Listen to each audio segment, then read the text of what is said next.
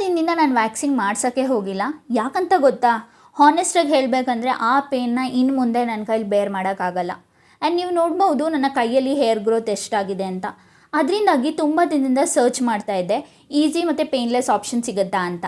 ಯಾಕಂದರೆ ತುಂಬ ಸಲ ರೇಸರ್ಸ್ನ ಯೂಸ್ ಮಾಡಿದ್ದೀನಿ, but every time I ended up with a cuts. So ಆ ಟೆನ್ಷನ್ ಇನ್ನು ಮುಂದೆ ನನಗೆ ಬೇಡವೇ ಬೇಡ.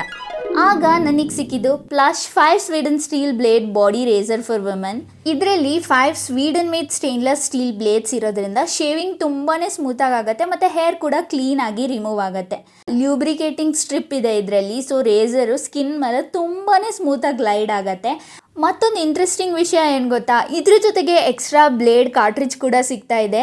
ರೇಸರ್ನ ಎಸಿಬೇಕು ಅನ್ನೋ ಚಿಂತೆನೇ ಇರಲ್ಲ. ಬ್ಲೇಡ್ನ ಈಸಿಯಾಗಿ ರಿಮೂವ್ ಮಾಡಿ ಮತ್ತೆ ಅಟ್ಯಾಚ್ ಮಾಡ್ಕೋಬೋದು. ಇಲ್ಲಿ ನೋಡಿ ಎಷ್ಟು ಸಿಂಪಲ್ ಆಗಿ ಮುಂದೆ ಬ್ಲೇಡ್ನ ಈಸಿಯಾಗಿ ಚೇಂಜ್ ಮಾಡ್ಕೋಬೋದು ಅಂತ ಹೇಳಿ.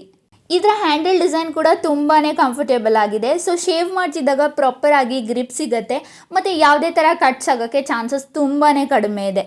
ಇವಾಗ ನಾನು ಕ್ವಿಕ್ಕಾಗಿ ಹೋಗಿ ಶೇವ್ ಮಾಡ್ಕೊಂಡು ಬರ್ತೀನಿ.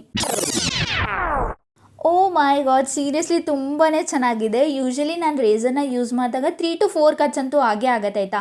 But this is the first time ಒಂದೇ ಒಂದು ಕೂಡ ಕಟ್ ಆಗಲಿಲ್ಲ ನನಗೆ. ಶೇವಿಂಗ್ ತುಂಬಾ ಸ್ಮೂತಾಗಾಯಿತು. ನಿಮಗೂ ಸಹ ಈ ರೇಸರ್ನ ಟ್ರೈ ಮಾಡಬೇಕು ಅಂತ ಇದ್ದರೆ ಕಾಮೆಂಟ್ ಮಾಡಿ, ಲಿಂಕ್ನ ಶೇರ್ ಮಾಡ್ತೀನಿ. ಮತ್ತು ವ್ಯಾಕ್ಸಿನ್ಗೆ ಹೇಳಿ ಬಾಯ್ ಬಾಯ್.